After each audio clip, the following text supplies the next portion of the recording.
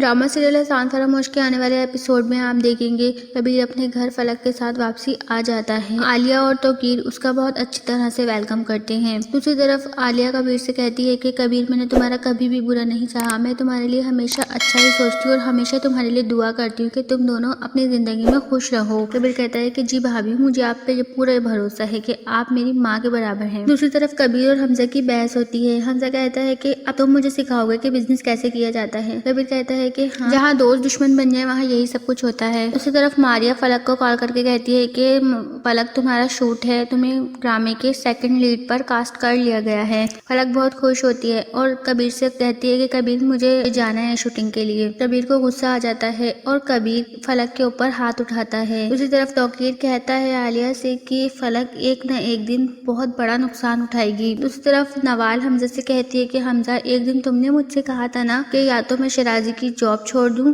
या फिर तुम्हें छोड़ दूं। आज मैं तुमसे कहती हूँ कि या तो तुम कनाडा में सेटल होने की बात छोड़ दो या फिर मुझे छोड़ दो। तो दोस्त, आपको क्या लगता है, क्या कबीर फलक को डिवोर्स दे देगा? क्या नवाल हमजा की बात पे यकीन करके उसको कनाडा में सेटल होने की इजाजत दे देगी? कमेंट्स करके हमें जरूर बताएं।